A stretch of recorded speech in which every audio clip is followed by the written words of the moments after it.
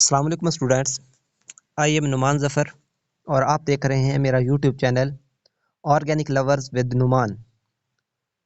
Students, जो topic आज हम डिस्कस करने जा रहे हैं हमारे इस लेक्चर में वो है क्लास सेकंड ईयर का चैप्टर नंबर 8। टॉपिक का नेम है preparation of alkyne and physical properties. Students, इस वाले हमारे लेक्चर में हम डिस्कस करेंगे हमारी अल्काइन जो मॉलिक्यूल्स हैं उनको हम प्रिपेयर कैसे करते हैं और उनकी कौन कौन सी फिजिकल प्रॉपर्टीज़ होंगी। इससे पहले हमने अल्काइन जो है इनका नोमेनक्लेचर भी देखा, यूपीएससी नोमेनक्लेचर। इस चीज़ का लिंक, उस लेक्चर का लिंक भी मैं दे दूंगा, बल्कि चैप्टर नंबर 8 की टोटल प्लेलिस्ट जो है उसका एक लिंक दे दूंगा इसकी सब डिस्क्रिप्शन में, ताकि आप लोग जाएं और उस लेक्चर को देख लें, तमाम लेक्चर देखें, ताकि आपको पिछले तमाम लेक्चर की समझ आ सके, चैप्टर 8 इस अच्छे से समझा जाए। स्टूडेंट्स, अगर आप मेरे चैनल पे आने वाले न्यू है और अगर अपने चैनल सब्सक्राइब नहीं किया तो सबसे पहले चैनल सब्सक्राइब कर लें और बेल आइकन के बटन को दबा दें, ताकि आने वाली तमाम लेटेस्ट वीडियो आपको ईजिली मिल सके। स्टूडेंट्स, आज हम टॉपिक डिस्कस करते हैं हमारी प्रिपरेशन ऑफ अल्काइन की, हम अल्काइन को कैसे प्रिपेयर करते हैं। तो आइए चलते हैं अपने टॉपिक की तरफ और देखते हैं कि इसको प्रिपरेशन ऑफ अल्काइन के कौन कौन से मेथड होते हैं। तो सबसे पहले हम देख लेते हैं कि हमारे पास अल्काइन होता क्या है, कि व्हाट इज अल्काइन। तो स्टूडेंट, जो अल्काइन होते हैं these are unsaturated hydrocarbon. Students, इसमें एक चीज़ आती है अनसैचुरेटेड और सैचुरेटेड। एक्चुअली चीज़ क्या है कि सैचुरेटेड और अनसैचुरेटेड में डिफरेंस क्या है। तो सबसे पहले तो हम ये देख लेते हैं कि सैचुरेटेड चीज़ें क्या होती हैं, अनसैचुरेटेड क्या होती हैं। बल्कि अल्केन के लेक्चर में मैंने आपको सैचुरेटेड का भी बताया था। सैचुरेटेड का मीन ये होता है कि हमारे पास जो कार्बन है इसकी वैलेंसी कंप्लीट होती है। लाइक मैं कहता हूँ CH3 ठीक है। अगर इस तरह का कोई भी कंपाउंड है तो इसकी वैलेंसी कितनी है, कंप्लीट है। कैसे कंप्लीट है, आप देखेंगे जो कार्बन है इसने टोटल बांड बनाए हुए हैं, 4 बांड बनाए हुए हैं, क्योंकि कार्बन की वैलेंसी है 4, इसने यहाँ पे 4 बांड बनाए हुए हैं। अगर हम इसको इस तरह लिख लें, इसकी बजाय अगर मैं इसको ऐसे लिख लेता हूँ, इसके ऊपर हाइड्रोजन लगा देता हूँ, इसके ऊपर हाइड्रोजन लगा देता हूँ, इसके ऊपर हाइड्रोजन लगा देता हूँ, ठीक है। और इधर भी CH3 को इधर से रिमूव करके मैं कहता हूँ कि यहाँ पे क्या है, इस तरह इसको भी लिख देते हैं, कार्बन साथ हाइड्रोजन, हाइड्रोजन, हाइड्रोजन। अब देखें कि ये कितने कार्बन के ऊपर बाण है, 4 बाण पूरे हो गए। अब देखें कार्बन के ऊपर 4 बाण पूरे हो गए। ये देखें, एक बाण ये हो गया, एक ये हो गया, एक ये हो गया, एक ये हो गया। इस कार्बन के भी 1 2 3 और 4 कार्बन की वैलेंसी 4 वैलेंसी कंप्लीट हो चुकी है। There is complete valency of carbon. लेकिन अगर मैं आता हूँ अनसैचुरेशन की फॉर्म में, ठीक है, अगर मैं कहता हूँ कि दीज आर अनसैचुरेटेड हाइड्रोकार्बन, उसमें क्या होगा कि उसमें हमारे पास पाई बॉन्ड की फॉर्मेशन होती है। पाई बॉन्ड एक की फॉर्मेशन जब होगी तो यहाँ पे क्या होगा, CH2 double bond CH2। Students, यहाँ पे जो है हमारे पास कार्बन की वैलेंसी तो कंप्लीट है। कार्बन की वैलेंसी कितनी है, यहाँ पे 4 है और 4 के 4 बॉन्ड बने हुए हैं, कार्बन की वैलेंसी कंप्लीट है। लेकिन हम इनको अनसैचुरेटेड कंपाउंड क्यों कह रहे हैं, क्योंकि यहाँ पे किसी भी चीज़ की एडिशन होती है तो ये वाला बॉन्ड ब्रेक होकर यहाँ पे चला जाता है। लेकिन जब हमारे पास सैचुरेटेड होता है तो उसमें ये वाली किसी भी चीज़ का एडिशन थोड़ा सा मुश्किल होता है, क्योंकि एक चीज़ को सबसे पहले रिमूव करना होता है, फिर हमारे पास कोई नीचे ऐड होती है। लेकिन जो अनसैचुरेटेड होता है इसमें अनसैचुरेशन होती है, कोई भी चीज़ आती है यहाँ पे अटैक करती है और ये बॉन्ड यहाँ पे शिफ्ट हो जाता है। तो इसलिए हमारे पास ये आर अनसैचुरेटेड कंपाउंड की इनकी जो कार्बन की वैलेंसी है ये सेटिस्फाई इस तरह डबल बॉन्ड की मौजूदगी में होती है, पाई इलेक्ट्रॉन्स की मदद से। तो दीज आर जो हमारे पास अल्काइन होंगे उनमें क्या होगा कि उनमें हमारे पास ट्रिपल बॉन्ड होगा, like CH triple bond CH। अब देखिए, these are unsaturated compound which have triple bond are called alkynes. They have the general molecular formula CnH2n। Student, जो नेक्स्ट चीज़ है वो ये है कि हमारे पास जो इनका जनरल मॉलिक्यूलर फार्मूला होता है वो होता है CnH2n-2। स्टूडेंट्स, हमने हर लेक्चर में अल्केन में भी देखा था, उसका उसका रिएक्शन में देखा, उसका फार्मूला देखा, अल्कीन का देखा। अब अल्काइन में हम देख रहे हैं कि इसका फार्मूला CnH2n-2 होता है। अगर इसको फार्मूले को देखेगा हमारे पास, इसको हम सेटिस्फाई कैसे करते हैं कि हमारा ये फार्मूला निकलता कैसे है, यहाँ से हम कैसे निकाल सकते हैं कि ये फार्मूला से अल्काइन हमारा कैसे इसकी आइडेंटिफाई होती है। तो मैं यहाँ पे आपको बता दूं कि जो CN, यहाँ पे जो N है ये हमें स्टूडेंट बताता है, ये जो N है ये हमें बताता है, सॉरी स्टूडेंट, यहाँ पे जो हमारे पास N है ये हमें बताता है कि नंबर ऑफ कार्बन कितने हैं, ठीक है। ये नंबर ऑफ कार्बन बताता है, जो हमारे पास नंबर ऑफ कार्बन कितने हैं 2, तो यहाँ पे N की हम लिख देंगे दिस इज 2, ठीक है, ये 2 हो जाएगा। अब देखिएगा हमारे पास जो H2n-2 है, H2n-2, इसका क्या मतलब है, यहाँ पे N कौन से हैं, number of carbon, number of carbon यहाँ पे कितने हैं, नंबर ऑफ कार्बन 2, हम यहाँ पे लिख देते हैं इंटू 2, ठीक है। अब 2 कितने हो जाएंगे, 4 माइनस 2 कितने हो जाएंगे 2, CnH2n माइनस 2 कितना हो जाएगा 2। अब देखें नंबर ऑफ कार्बन कितने हैं 2, और नंबर ऑफ अगर हाइड्रोजन निकालें तो वो कितने बन रहे हैं H2n माइनस 2, 2n कितना हो जाएगा 4, और उसमें से माइनस 2 ये वाला निकाल देंगे तो हमारे पास 2, नंबर ऑफ हाइड्रोजन कितने हैं 2, और हमारे अल्केन में भी कितने नंबर ऑफ हाइड्रोजन है 2। तो इस तरह हम इस फार्मूले से हमारे अल्केन की नंबर ऑफ हाइड्रोजन निकाल सकते हैं। स्टूडेंट्स अब हम देखते हैं इसके मेथड की तरफ कि हम इनको प्रिपेयर कैसे कर सकते हैं। Methods of preparation of alkyne में सबसे पहले हमारे पास आता है method dehydrohalogenation of vicinal dihalides. Students मैं आपको विसिनल डाइहैलाइड्स के बारे में पहले बता चुका हूं कि हमारे पास जो विसिनल डाइहैलाइड्स का मतलब ये होता है कि एडजेसेंट कार्बन लाइक कार्बन, ये कार्बन और कार्बन, इस तरह का जो भी कार्बन होगा इसके ऊपर एक्स लगा देते हैं, कोई भी हेलोजन लगा देते हैं, एक्स लगा देते हैं, एक्स लगा देते हैं, तो दीज आर विसिनल डाइहैलाइड्स। क्यों? क्योंकि इनके दरमियान यहाँ पे कोई और एटम नहीं है। अगर मैं कहता हूँ यहाँ पे भी एक कार्बन मौजूद है तो ये आर नॉट विसिनल, ये विसिनल नहीं है, क्योंकि यहाँ पे एक और कार्बन आ गया, ये एडजेसेंट नहीं है, एक दूसरे के साथ अटैच नहीं है। जब ये वाला कार्बन मैं हटा दूंगा तो फिर इसको कहेंगे दीज आर विसिनल डाइहैलाइड्स, क्योंकि ये दोनों एक दूसरे के साथ डायरेक्टली अटैच है। तो अब इसकी मदद से हम कैसे प्रिपरेशन करते हैं अल्काइन की, तो आइए चलते हैं देखते हैं हमारे पास preparation of alkyne dehydrohalogenation of vicinal dihalides. Dehydrohalogenation का मतलब क्या है कि डीहाइड्रो मीन कि हम हाइड्रोजन की रिमूवल करवाएंगे। नेक्स्ट हेलोजिनेशन, डीहाइड्रो यहाँ से हम क्या करवाते हैं हाइड्रोजन की रिमूवल, और डीहेलोजिनेशन यहाँ पे हो रही है यानी कि हेलोजन की रिमूवल। हाइड्रोजन और हेलोजन की रिमूवल करवा के हम हेलोजन की अल्काइन की फॉर्मेशन करेंगे।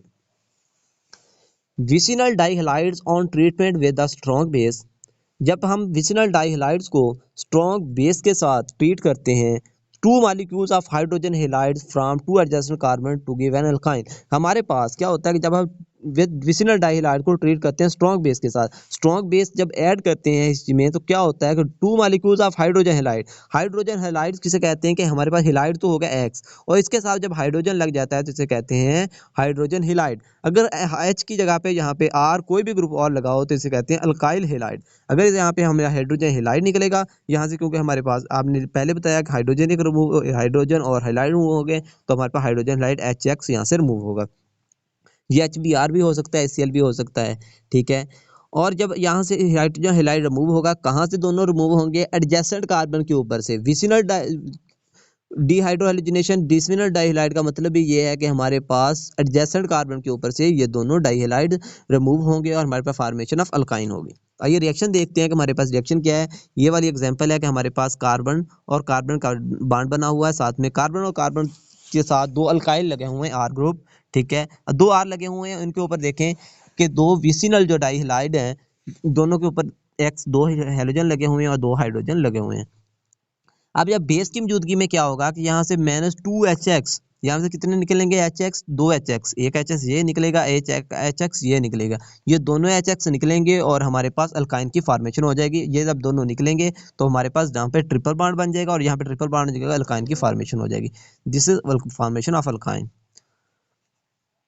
स्टूडेंट अब नेक्स्ट देखते हैं हमारा रिएक्शन को प्रोसीड कैसे होता है। रिएक्शन सबसे पहले क्या होता है कि हम बेस की मौजूदगी में इसको रिएक्शन करवाते हैं, ठीक है। अब देखें कि हमारे पास क्या लगा हुआ था आर यहाँ पे लगा हुआ था, या आर नहीं तो हम इसको कहते हैं कि हमारे पास एच लगा देते हैं यहाँ पे, क्योंकि यहाँ पे एक एच होना चाहिए, कार्बन की वैलेंसी ऐसे पूरी नहीं हो रही तो यहाँ पे एक एच यहाँ पे होगा, ठीक है स्टूडेंट्स, और एक एच यहाँ पे होगा। सबसे पहले क्या होता है कि स्टूडेंट्स जो हमारे पास हमेशा जब हम बेस यूज करते हैं strong base is use to remove proton. Strong base हमेशा किस मकसद के लिए यूज होती है, प्रोटॉन की रिमूवल के लिए। तो हम क्या करेंगे यहाँ पे सबसे पहले बेस क्या करेगा हमारा एक प्रोटॉन रिमूव करवा देगा। जब बेस हमने यहाँ पे ऐड किया तो बेस क्या करेगा यहाँ से ये वाला एक प्रोटॉन रिमूव करवाएगा। जब बेस यहाँ से ये प्रोटॉन रिमूव करवाएगा तो इस कार्बन के ऊपर क्या आ जाएगा पॉजिटिव चार्ज। इस पॉजिटिव चार्ज को पूरा करने के लिए ये जो ब्रोमीन है ये यहाँ पे अटैक करेगा, ठीक है, डबल बॉन्ड बन जाएगा और ब्रोमीन यहाँ से रिमूव हो जाएगा। यहाँ से -HBr होगा और अल्कोहल की फॉर्म में जब रिएक्शन हुआ तो -HBr हुआ और हमारे पास अगर आप देखें यहाँ पे कितने बच गए एच, यहाँ पे बचा एक एच, ठीक है। अगर आप यहाँ पे देखें कितने एच बच रहे हैं, एक एच, सी एच और बी आर, यहाँ पे क्या बन रहा है CHBr। अगर हम देखें कि हमारा ये बच जाएगा और साथ में यहाँ पे इसने अपने जो ब्रोमीन था इसने प्रोटॉन यहाँ पे दिए तो यहाँ पे डबल बॉन्ड आ जाएगा और यहाँ से एक ब्रोमीन निकल गया और CH2 यहाँ का बकाया बच जाएगा। अब देखिए यहाँ पे क्या हुआ, हमारे पास ये वाला प्रोडक्ट बन गया। अब ये जो प्रोडक्ट बना, ये वाला जो प्रोडक्ट बन गया, ठीक है, नेक्स्ट ये कैसे रिएक्ट करेगा, वन डाइब्रोमोमीथेन जो है इसको विनाइल ब्रोमाइड बन गया। अब विनाइल ब्रोमाइड नेक्स्ट क्या करेगा, यहाँ से फिर बेस यूज़ करेंगे, ठीक है। हम दोबारा यूज़ कर रहे हैं हमारी बेस, जब स्ट्रॉन्ग बेस यूज़ की तो उसने क्या किया, स्ट्रॉन्ग बेस अगेन यहाँ से प्रोटॉन रिमूव करेगा। जब बेस यहाँ से स्ट्रॉन्ग बेस जो है वो प्रोटॉन रिमूव करेगा तो ये ब्रोमीन फिर अपने इलेक्ट्रॉन यहाँ पे देगा और खुद रिमूव हो जाएगा, तो यहाँ पे ट्रिपल बॉन्ड बन जाएगा और CH डबल बॉन्ड CH हमारे पास फॉर्मेशन ऑफ अल्काइन हो जाएगी। Student this is process for the preparation of alkyne. Vicinal dihalide से हम इस तरह फॉर्मेशन ऑफ अल्काइन कर सकते हैं। Second molecule of hydrogen halide is removed with great difficulty and required drastic condition. जो हमारा सेकंड मॉलिक्यूल हाइड्रोजन हैलाइड का दिस वन, इसको निकालना थोड़ा सा मुश्किल होगा क्योंकि हमारे पास पहले एक निकल चुका है, तो हमें यहाँ पे थोड़ी सी कंडीशन हार्ड देना पड़ेगी। नेक्स्ट स्टूडेंट जो हमारा टॉप मेथड है प्रिपरेशन ऑफ अल्काइन का वो है डी हेलोजिनेशन ऑफ टेट्राहिलाइड्स। सबसे जो हमने अब क्या सा रिएक्शन आएगा टेट्राहिलाइड्स का, कि हम जो टेट्राहिलाइड्स क्या होते हैं कि स्टूडेंट, टेट्रा का मतलब होता है four, tetra mean four, tetra कहते हैं किसी भी चीज़ को, टेट्रा जो है वो फोर के लिए यूज़ होता है, ठीक है, चार, जिसे आप चार कहते हैं, फोर के लिए टेट्रा उसके लिए यूज़ करता है। टेट्राहिलाइड्स का मतलब हमारे पास जैसे विसिनल डाइहिलाइड थे उसी तरह के हिलाइड होंगे, लेकिन उनके ऊपर दो ब्रोमीन के, वहाँ पे 2 ब्रोमीन थे, लेकिन इधर कितने होंगे, 4 ब्रोमीन होंगे, 4 हेलोजन होंगे। हेलोजन कोई भी हम एक्स को सिंपली एक्स कह देते होते हैं, लेकिन ये ब्रोमीन हो सकता है, फ्लोरीन, आयोडीन, क्लोरीन, लेकिन ज़्यादातर हम जो यूज़ करते हैं अपने रिएक्शंस में वो ब्रोमीन और क्लोरीन है ड्यू टू इनसे रिएक्टिविटी ऑर्डर को देखते हुए। तो टेट्रा हेलो इल्केन जो होते हैं, आपको समझ आ गई होगी कि ब्रोमीन, अगर मैं आपको समझ नहीं आई तो मैं आपको दोबारा लिख के बता देता हूँ कि ये कैसे होंगे, कार्बन कार्बन, ठीक है, और यहाँ पे हाइड्रोजन लगा है, मैं कहता हूँ यहाँ पे हाइड्रोजन लगा, और टेट्रा हिलाइड क्या होंगे, यहाँ पे ब्रोमीन लगा होगा और इधर भी कोई भी ब्रोमीन लगा है और यहाँ पे भी ब्रोमीन लगा है, यहाँ पे ब्रोमीन लगा हुआ, लाइक ये देखें 1 2 3 और 4 एडजेसेंट कार्बन के ऊपर 4 हेलोजन लगे हैं, 4 हेलोजन का मतलब दिस इज टेट्राहिलाइड, ठीक है, ये चीज समझ आ गई होगी। अब चलते हैं हम रिएक्शन की तरफ और देखते हैं कि हमारा रिएक्शन कैसे होता है। Tetrahalides on treatment with active metal like zinc magnesium form alkyne. अब देखिए कि हमारे पास जो यहाँ पे है टेट्राहिलाइड, इनको हम मेटल की मौजूदगी में जब रिएक्ट करवाते हैं, मेटल की मौजूदगी में रिएक्शन होता है, तो यहाँ से हमारे क्या होता है, फॉर्मेशन ऑफ अल्काइन होती है। देखते हैं रिएक्शन होता है, प्रोसीड कैसे होगा। यहाँ पे 2 स्टेप मैकेनिज्म होता है, 2 स्टेप रिएक्शन होता है, जैसे पिछला जो हमारा 2 स्टेप था, अब ये भी 2 स्टेप मैकेनिज्म होगा।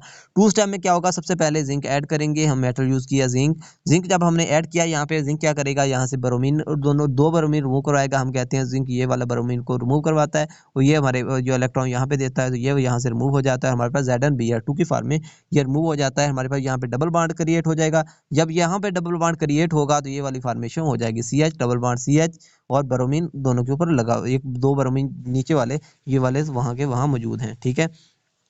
अब नेक्स्ट क्या होगा, दोबारा हम जिंक ऐड करेंगे, दोबारा जब हम जिंक यहाँ पे ऐड करेंगे, जिंक अगेन क्या करेगा, जिंक अगेन फिर एक इलेक्ट्रॉन यहाँ से अटैक करके इसको रिमूव करवाएगा। जब इसको रिमूव करवाएगा तो ये क्या करेगा, अपने इलेक्ट्रॉन इधर देगा, जब ये इलेक्ट्रॉन इधर देगा, कार्बन की वैलेंसी ज्यादा होने की वजह से ये ब्रोमीन यहाँ से रिमूव हो जाएगा और ZnBr2 की फॉर्म में दोबारा रिमूव हो जाएगा, हमारे पास अल्काइन की फॉर्मेशन हो जाएगा CH ट्रिपल बॉन्ड CH। ये था हमारा सेकंड जो प्रोसेस डिहाइड्रो हेलोजिनेशन ऑफ टेट्राहिलाइड से फॉर्मेशन ऑफ अल्काइन। स्टूडेंट जो थर्ड हमारा प्रोसेस है प्रिपरेशन ऑफ अल्काइन का, वो क्या है, electrolysis of salt of unsaturated dicarboxylic acid. Student what is this, इसको हम नेम से याद करते हैं कोब्स इलेक्ट्रोलिटिक मेथड।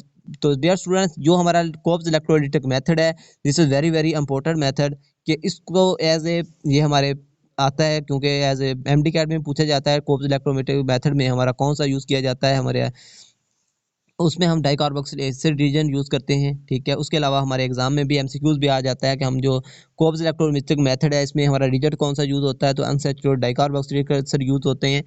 और उसके अलावा ऐसे भी पूछा जा सकता है कि अनसैचुरेटेड डाइकार्बोक्सिलिक एसिड कौन से रिएक्शन में यूज़ किए जाते हैं, तो this is used in Kolbe's electrolytic method. तो कोब्स इलेक्ट्रोलिटिक मेथड को आपने बाय नेम याद करना है कि दिस इज कोब्स इलेक्ट्रोलिटिक मेथड, ठीक है।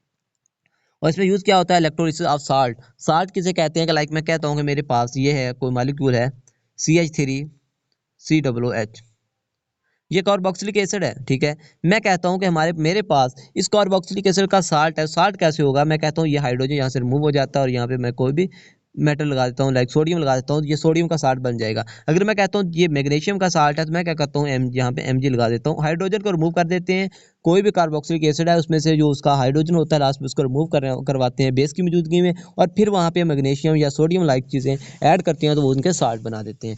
This is formation of salt. अब आते हैं रिएक्शन की तरफ, हम देखेंगे हमारा रिएक्शन होता है Kolbe's electrolytic method involves electrolysis of aqueous solution of sodium और potassium salt of unsaturated dicarboxylic acid. तो रिएक्ट चलते हैं अब रिएक्शन की तरफ, रिएक्शन प्रोसीड कैसे होता है। स्टूडेंट्स मैंने बताया कि जैसे कि हमारे पास अभी मैं आपको बता के आया हूँ कि होता कैसे है कि यहाँ पे क्या होगा,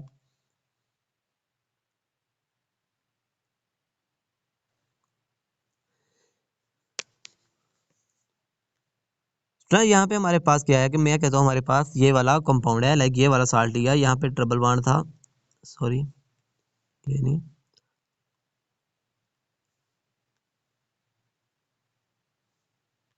सॉरी यहाँ पे लग नहीं रहा, यहाँ पे लगा लीजिएगा, यहाँ पे ये वाला डबल बॉन्ड है, ये यहाँ पे डबल बॉन्ड है, ठीक है।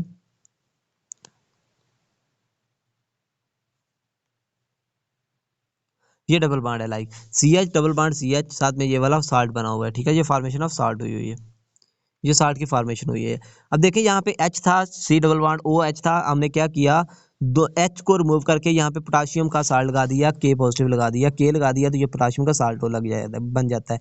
तो जब ये साल्ट बन गया तो यहाँ पे सबसे पहले क्या होगा, आयोनाइजेशन होगी वाटर की मौजूदगी में। जब आयोनाइजेशन होती है तो वाटर क्या करेगा, यहाँ से दो प्रोटॉन जो है, दो हमारे प्रोटॉन लाइक ये प्रोटॉन लाइक है पोटाशियम, तो इनको रिमूव करवा देगा। जब ये दोनों रिमूव हो गए तो हमारे O के ऊपर नेगेटिव चार्ज आ जाएगा, जो हमारा ऑक्सीजन है उसके ऊपर नेगेटिव चार्ज आएगा, इधर भी नेगेटिव चार्ज आ जाएगा, ठीक है। जब ऑक्सीजन के ऊपर नेगेटिव चार्ज आ जाएगा यहाँ पे, तो नेक्स्ट क्या होगा, नेक्स्ट एनोड के ऊपर रिएक्शन होता है और कैथोड के ऊपर। आपको पहले पता है कि जो कैथोड है वो नेगेटिवली चार्ज होता है, जो एनोड है वो पॉजिटिवली चार्ज होता है। जो एनोड जो है पॉजिटिवली चार्ज है, तो हमारे पास जो स्पीशी है, ठीक है, यहाँ पे स्पीशी कौन सी बनी है, ये वाली नेगेटिव और ये नेगेटिव। अब जो नेगेटिव चार्ज जो स्पीशी है ये किसके ऊपर जाएगी, जो पॉजिटिवली चार्ज है, पॉजिटिविटी चार्ज कौन सा है, एनोड है, तो ये एनोड के ऊपर चली जाएगी। जब ये एनोड के ऊपर जाएगी तो रिएक्शन कहाँ के क्या होगा, सबसे पहले इलेक्ट्रोलिसिस होगी। इलेक्ट्रोलिसिस में क्या होता है कि -2 इलेक्ट्रॉन यहाँ से रिमूव हो जाएंगे। 2 इलेक्ट्रॉन यहाँ से रिमूव होंगे, तो आपको एक बात पहले बता चुका हूँ कि यहाँ से जब 2 इलेक्ट्रॉन रिमूव होंगे तो यहाँ से होता क्या है कि बेसिकली जब एक इलेक्ट्रॉन रिमूव होता है हमारे पास किसी भी चीज़ के ऊपर, लाइक मैं यहाँ पे ऑक्सीजन लिखता हूँ कि इसके ऊपर नेगेटिव चार्ज है, ठीक है। इसका मतलब क्या है कि इसके ऊपर 2 इलेक्ट्रॉन्स हैं, ठीक है। कितने इलेक्ट्रॉन्स हैं, 2 इलेक्ट्रॉन्स। अगर मैं कहता हूँ कि इसके ऊपर 2 इलेक्ट्रॉन्स नहीं है, जस्ट एक इलेक्ट्रॉन है, ठीक है, तो ये कॉल्ड फ्री रेडिकल। तो यहाँ से जब इलेक्ट्रोलिसिस होती है तो क्या होता है कि यहाँ पे इलेक्ट्रोलिसिस में प्रोसेस में क्या होता है कि हमारे पास ये जो 2 इलेक्ट्रॉन रिमूव करवाए जाते हैं। एनोड 2 इलेक्ट्रॉन जब रिमूव करवाता है तो यहाँ पे एक इलेक्ट्रॉन इस वाले ऑक्सीजन से रिमूव हो जाता है, ठीक है, एक इलेक्ट्रॉन इस वाले से हो जाता है। जब ये दोनों इलेक्ट्रॉन रिमूव हो जाते हैं तो यहाँ पे ये फ्री रेडिकल की फॉर्म बन जाती है। जब ये फ्री रेडिकल की फॉर्मेशन हो जाती है देन क्या होता है, फ्री रेडिकल क्या करता है कि अपने यहाँ पे रिएक्शन कर होता है। जब इसका रिएक्शन कैसे होगा कि हमारे पास ये जो फ्री रेडिकल होता है कि ये क्या करता है, अपने इलेक्ट्रॉन को इधर ऐसे देता है, ठीक है। जब ये इलेक्ट्रॉन यहाँ पे देता है तो ये क्या करता है कि हमारे पास ये कार्बन और कार्बन का डबल बॉन्ड जो बार ये अपने इलेक्ट्रॉन एक इधर देगा, एक इलेक्ट्रॉन यहाँ पे दे देगा। देखिए एक इलेक्ट्रॉन इसने इधर दिया, एक इसने दिया, ये क्या करेगा, ये क्या करता है, ये जो हमारे पास डबल बॉन्ड है ये क्या करता है, ये भी एक जो है अपना इलेक्ट्रॉन इधर देता है। जब ये इसने एक इलेक्ट्रॉन इधर दिया ये वाला बॉन्ड बनाने के लिए, तो ये जो डबल बॉन्ड था, ये जो बॉन्ड था कार्बन और कार्बन, ये भी अपना इलेक्ट्रॉन इधर देता है। अब एक इलेक्ट्रॉन कार्बन के पास बचता है तो ये भी इलेक्ट्रॉन इधर देता है। अब देखें कि सबके पास दो दो इलेक्ट्रॉन हो गए, यहाँ पे कार्बन डबल बॉन्ड ओ ये बन जाएगा। CO2 यहाँ से रिमूव होगा और CO2 यहाँ से रिमूव होगा और C ट्रिपल बॉन्ड C यहाँ से रिमूव होगा, तो हमारे पास फॉर्मेशन ऑफ अल्काइन हो जाएगी। फॉर्मेशन अल्काइन में क्या होगा कि हमारे पास carbon CH triple bond CH ये इथाइन बन जाएगा। इथाइन की फॉर्मेशन होगी प्लस दो जो हमारे पास है कार्बन डाइऑक्साइड के मॉलिक्यूल यहाँ से रिमूव होंगे। फिर स्टूडेंट्स हमारे पास जो था पोटाशियम यहाँ से निकला पॉजिटिवली चार्ज, तो ये कहाँ जाएगा, इसका क्या प्रोसेस होगा, तो इसको भी तो कहीं जाना है ना, क्योंकि इसने भी तो हमारे रिएक्शन में मौजूद है। इसने कहाँ जाना है, ये कहाँ जाता है, इसको इसका रिएक्शन होता है कैथोड के ऊपर चला जाएगा। कैथोड क्योंकि नेगेटिवली चार्ज है तो पॉजिटिव स्पीशीज उसके ऊपर जाती है। तो सबसे पहले कैथोड के ऊपर होता क्या है, कैथोड के ऊपर जो है सबसे पहले क्या होगा कि सबसे पहले वाटर जो है उसका वो जाता है आयोनाइज होता है। जब वाटर आयोनाइज होता है तो यहाँ से OH नेगेटिव बनते हैं। OH नेगेटिव क्या है, पोटाशियम के साथ अटैक फिर अपना बॉन्ड बनाते हैं। ये जो OH नेगेटिव है ये पोटाशियम के साथ बॉन्ड बना के QH पोटाशियम हाइड्रोक्साइड की फॉर्मेशन करके यहाँ से इसको न्यूट्रलाइज कर देते हैं सोल्यूशन को। तो स्टूडेंट ये था हमारा कोब्स इलेक्ट्रोलाइटिक मेथड। अब देखते हैं कि इंडस्ट्रियल प्रिपरेशन ऑफ इथाइन, कि हम इथाइन को इंडस्ट्रियल प्रिपेयर कैसे कर जाते हैं। इंडस्ट्रियल लेवल पे अगर हम प्रिपेयर करना चाहते हैं हमारे इथाइन को, तो क्या हम इंडस्ट्रियल लेवल पे कर सकते हैं या नहीं, अगर कर सकते हैं तो कैसे कर सकते हैं, आइए देखते हैं। On industrial scale ethyne is prepared by the reaction of calcium carbide.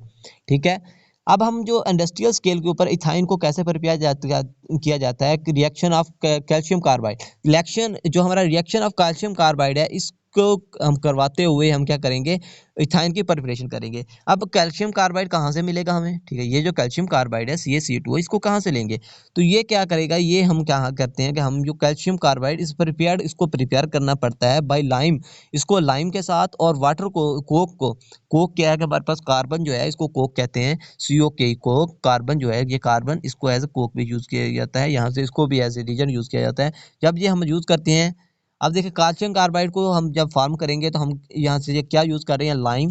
Lime क्या होता है, calcium oxide CaO plus use करेंगे कार्बन कोक, इसको यूज़ करते हैं हम फॉर्मेशन ऑफ कैल्शियम कार्बाइड करेंगे। फिर कैल्शियम कार्बाइड का रिएक्शन करवा के प्रिपरेशन ऑफ इथाइन, हमारी अल्काइन की प्रिपरेशन करेंगे। तो आइए चलते हैं रिएक्शन की तरफ और देखते हैं रिएक्शन होता क्या है। कि दिस इज वेरी कैल्शियम, हम लाइम लेंगे, कैल्शियम ऑक्साइड प्लस कोक लेंगे, 2000 degree centigrade, it is very very very high temperature. इतने हाई टेम्परेचर के ऊपर हम रिएक्शन करवा रहे हैं, 2000 हाई डिग्री टेम्परेचर के ऊपर इसको रिएक्शन को करवाते हैं। करवाने के बाद हमें क्या फॉर्म होती है, कैल्शियम कार्बाइड की फॉर्मेशन होती है प्लस कार्बन मोनोऑक्साइड मूव हो जाता है। हमारे कार्बन की चीज़ यहाँ से क्या है, कैल्शियम कार्बाइड है, तो कैल्शियम कार्बाइड को यहाँ से लेंगे और आगे हमारा रिएक्शन प्रोसीड करवाएंगे। तो स्टूडेंट यहाँ पे क्या होता है कि हम कैल्शियम कार्बाइड यहाँ से लिया, कैल्शियम कार्बाइड को ले लिया, कैल्शियम कार्बाइड को लिया, और कैल्शियम कार्बाइड क्या था, हमने क्या किया था, ये था कैल्शियम कार्बाइड। अब कैल्शियम कार्बाइड जो है इसको हम इस फॉर्म में भी लिख सकते हैं, ठीक है, इस फॉर्म में भी लिख सकते हैं। कैल्शियम एक है, कार्बन 2 है, इसकी वैलेंसी को पूरी करने के लिए हम इसको ऐसे लिखते हैं, इस फॉर्म में लिखते हैं, carbon triple bond carbon Ca। ठीक है, इसको वाटर की मौजूदगी में हाइड्रोलाइज करवाया जाता है। जब वाटर की मौजूदगी में हाइड्रोलाइज करवाएंगे तो यहाँ से क्या होगा, हमारे पास 2 हाइड्रोजन इस कार्बन के, यहाँ से ये बॉन्ड दोनों ब्रेक हो जाएंगे, कार्बन ब्रेक हो गए। अब देखें सबसे पहले होता क्या है, रिएक्शन को देखें कि हमारे पास अगर हम रिएक्शन को एज ए रिएक्शन देखते हैं तो ये यहाँ से क्या होगा रिएक्शन, तो हमारे पास जो वाटर है ये आयनाइज होता है, OH नेगेटिव और H पॉजिटिव आयन इसके बनते हैं। OH नेगेटिव आयन बनेंगे और H पॉजिटिव आयन बनेंगे। ठीक है, अब जो OH नेगेटिव और H पॉजिटिव जो आयन बनते हैं, यहाँ से क्या होगा कि हमारे पास जब ये बॉन्ड ब्रेक होंगे तो इन कार्बन को नेगेटिवली चार्ज होंगे और ये पॉजिटिवली चार्ज, ये पॉजिटिवली जो चार्ज है इसके ये हाइड्रोक्साइड को ले लेगा और हाइड्रोक्साइड आके कैल्शियम CaOH ट्वाइस की फॉर्म कर देंगे, फॉर्मेशन हो जाएगी। और हमारे पास दूसरी जो फॉर्मेशन है वो इथाइन की फॉर्मेशन हो जाएगी, CH triple bond CH ethyne, ये हमारे पास फॉर्मेशन ऑफ इथाइन हो जाएगी। ठीक है, ये था हमारा इंडस्ट्रियल लेवल के, इसको इस तरह प्रिपेयर किया जाता है। सबसे पहले लाइम को और कोक की आपस में हीट किया जाता है 200 डिग्री सेंटीग्रेड पे और हमारे पास कैल्शियम कार्बाइड की फॉर्मेशन होती है। कैल्शियम कार्बाइड को वाटर की मौजूदगी में जब आयनाइज किया जाता है, इसको हाइड्रोलाइज किया जाता है, तो हमारे पास फॉर्मेशन ऑफ इथाइन हो जाती है। स्टूडेंट्स अब हम चलते हैं फिजिकल प्रॉपर्टी की किस तरह के हमारे पास जो इथाइन है इनकी फिजिकल प्रॉपर्टीज क्या होते हैं। This is very very simple, थोड़ी सी चीज़ें होती हैं इसमें, हम 4 चीज़ें देखते हैं हमारे पास जो फिजिकल प्रॉपर्टीज कैल्शियम कार्बाइड जो है, जो हमारा इथाइन है, इनकी फिजिकल प्रॉपर्टीज क्या होती हैं, ये देखने में कैसे हैं, कौन कौन सी इसकी स्मेल कैसी होती है, ऑर्डर कैसा होता है। ठीक है, ये चीज़ें हमने देखनी होती हैं। तो आइए जल्दी से हम देखते हैं हमारी फिजिकल प्रॉपर्टीज ऑफ अल्काइंस। तो स्टूडेंट्स आइए चलते हैं इसके अल्काइन की फिजिकल प्रॉपर्टी देखते हैं। सबसे पहले दीज आर कलरलेस, कि हमारे जो जो अल्काइन होंगे इनका कोई कलर नहीं होता, ये आर कलरलेस, कोई कलर नहीं है इनका। ठीक है, ऑर्डरलेस, कोई इनकी महक नहीं है, कोई स्मेल नहीं है, these are odourless, no smell except acetylene. Acetylene जो है, ठीक है, उसकी स्मेल है किस टाइप की, गार्लिक लाइक। ठीक है, एसिटाइलिन लीन गार्लिक लाइक। अब this is very very important like MD CAT, ठीक है, और आपके MCQs टाइप लैब पे एंड नेट वगैरह में भी ये पूछा जा सकता है आपसे कि व्हाट, कि हमारे पास अल्काइन जो हैं उनमें से कौन सी ऐसी क्लास है जो स्मेल देती है, तो ये कौन सी है, एसिटाइलिन जो है इसकी स्मेल होती है और इसकी स्मेल कैसी होती है, garlic like. This is very very important. ठीक है, नेक्स्ट स्टूडेंट्स हमारे पास जो दूसरी इसकी प्रॉपर्टी है वो क्या है, उसकी तरफ जाते हैं, देखते हैं कि इनमें से कौन से जो हैं, this is very very important concept, कि हमारे पास अल्कीन में भी आपने देखा, अल्कीन में भी देखा, दिस जो हमारे पास करेक्टरिस्टिक है, this is very very important characteristic कि इनकी कौन सी क्लासेज गैसेज होती हैं, कौन सी क्लासेस लिक्विड होती हैं और कौन सी क्लासेस सॉलिड होती हैं। ये चीज़ बस बहुत इंपॉर्टेंट होती है कि हम देखते हैं हमारे पास जो अल्काइन है इनकी फर्स्ट 3 मेंबर्स आर गैस। हमारे पास कौन है अल्काइन जो है इसके फर्स्ट 3 मेंबर कौन से हैं, ये क्या होते हैं, गैस की फॉर्म में होते हैं, ठीक है। ये गैसेज की फॉर्म में होती हैं। ये कौन कौन सी होती हैं, इथाइन, प्रोपाइन और ब्यूटाइन। इथाइन, प्रोपाइन और ब्यूटाइन ये 3 क्लासेस ऐसी हैं जो हमारे पास इस क्लास के जो 3 मेंबर ऐसे हैं जो गैस फॉर्म में होते हैं रूम टेम्परेचर के ऊपर। इससे नेक्स्ट जो है कार्बन नंबर 5 से कार्बन नंबर 12 तक, कार्बन नंबर 5 से कार्बन नंबर 12 तक। अब कार्बन नंबर 5 से कार्बन 12 का क्या मीन है, इसका व्हाट इज दिस मीनिंग, इसका मतलब ये है कि हमारे पास ऐसे जो मेंबर, इस ग्रुप के ऐसे मेंबर जिनके ऊपर जिनकी जो लॉन्ग चेन है वो कार्बन नंबर 5 की भी हो सकती है, कार्बन 6 उसमें हो सकते हैं, 7 हो सकते हैं, 8 हो सकते हैं, 9 हो सकते हैं, 10 हो सकते हैं, 11 हो सकते हैं और 12 हो सकते हैं। ये जो हमारे पास चेन होगी कार्बन की, इतने जो चार ये क्या होंगे, लिक्विड फॉर्म में हमें मिलेंगे। और उसके जितने भी कार्बन 13 से अबाव कितनी भी लंबी चेन हो, कितनी भी लंबी चेन हो जाए, सैकड़ों 1000 की फॉर्म में चेन हो सकती है, उसमें कितने हमारे पास मेंबर होंगे, साल वो जितने भी होंगे वो किस में होंगे, सॉलिड फॉर्म में हमें मिलेंगे। ये था हमारी सेकंड प्रॉपर्टी ऑफ अल्काइन। अब चलते हैं हमारी थर्ड प्रॉपर्टी ऑफ अल्काइन की तरफ, ठीक है। उसमें देखते हैं what is the melting and boiling point. अब देखिए मेल्टिंग और बॉइलिंग पॉइंट हमेशा क्या होता है कि जो लोअर चीज़ होती है उसकी कम होती है। मैं देखता हूँ हमारे पास जो इथाइन है इसके मेल्टिंग पॉइंट थोड़े से होंगे, बहुत कम हो गए, लेकिन जो इसके साथ एक और ग्रुप अगर लगा दें, इसको प्रोपाइन बना दें, अगर एक CH इधर लगा दें, CH3 लगा दें, ये बन जाएगा प्रोपाइन। तो इसका क्या होगा, इसकी प्रॉपर्टीज और इंक्रीज हो जाएंगी, इसकी बॉइलिंग पॉइंट इंक्रीज हो जाएगा क्योंकि एक CH3 और आ गया। अगर इस तरह एक और लगा दें, एक और लगा दें, लगाते जाएं तो इनकी जो मेल्टिंग पॉइंट और बॉइलिंग पॉइंट भी बढ़ते जाएंगे और इनकी डेंसिटी भी इंक्रीज होती जाएगी। तो आइए देखते हैं बुक में क्या कहता है, वो लोग क्या कहते हैं the melting and boiling point and densities increase gradually with the increase in molecular message. कि हमारे पास मेल्टिंग और बॉइलिंग पॉइंट और डेंसिटीज जो हैं वो ग्रेजुअली आस्ता आस्ता इंक्रीज करती हैं with the increase in molecular mass. जैसे जैसे मॉलिक्यूलर मैस इंक्रीज होता है, जैसे लाइक CH हमारे पास इथाइन था, उससे बाद प्रोपाइन, उसके मेल्टिंग पॉइंट और होंगे, पर ब्यूटाइन के उससे ज़्यादा, पेंटाइन के उसके ज़्यादा, इस तरह हमारे पास जो टेम्परेचर है, मेल्टिंग पॉइंट है, बॉइलिंग पॉइंट है और डेंसिटीज हैं वो इंक्रीज करती जाएंगी। और सुना आप चलते हैं नेक्स्ट और फोर्थ और लास्ट प्रॉपर्टी की तरफ अल्काइन की। वो क्या है, दे आर नॉन पोलर, कि ये हमारे पास क्या है, नॉन पोलर है। ये पोलर प्रॉपर्टी नहीं है, these are non polar and they are not soluble in water. ये वाटर में सॉल्युबल नहीं होंगे एंड डिजॉल्व, और किसमें अगर ये वाटर में डिजॉल्व नहीं हो सकते, क्योंकि आपने ये चीज़ ध्यान में रखनी है कि जो भी चीज़ें नॉन पोलर होती हैं वो वाटर में डिजॉल्व नहीं होती, वो नॉन पोलर सॉल्वेंट में ही डिजॉल्व होती हैं। तो इसमें कौन कौन से होंगे, these are dissolve readily in solvent, like ये किस में डिजॉल्व होंगे, ईथर में होंगे, ठीक है। ईथर हमारे पास नॉन पोलर उसमें हो सकते हैं, बेंजीन में हो जाएंगे और कार्बन टेट्राक्लोराइड में इनकी हमारे पास क्या होगी, डिसॉल्वेशन होगी। अब स्टूडेंट इसके बाद रिएक्टिविटी ऑफ अल्काइन है वो हम कल अपने नेक्स्ट लेक्चर में देखेंगे। रिएक्टिविटी ऑफ अल्काइन क्या होती है, कौन कौन से रिएक्शन होते हैं, इसको डिटेल से इंशाल्लाह कल इसको नेक्स्ट लेक्चर में हम स्टडी करेंगे। तो अगर आपको उम्मीद है कि लेक्चर पसंद आया होगा और आपको समझ भी आ गई होगी, अगर कोई चीज़ समझ नहीं आए तो कमेंट सेक्शन में आप पूछ सकते हैं। उसके अलावा मेरी आईडीज़ भी डिस्क्रिप्शन में मौजूद हैं, आप कहीं से भी आके मुझसे कॉन्टैक्ट करके पूछ सकते हैं। आपको कोई भी नोट्स चाहिए तो वहाँ से आके ले सकते हैं। उसके अलावा अगर आपने चैनल सब्सक्राइब नहीं किया तो आप सब्सक्राइब कर लें, वीडियो को लाजमी लाइक किया करें, ताकि अगर आप वीडियो को लाइक करते हैं फिर ही हमारा हौसला बढ़ता है और हम आपके लिए नई नई वीडियोज़ लेके आते हैं।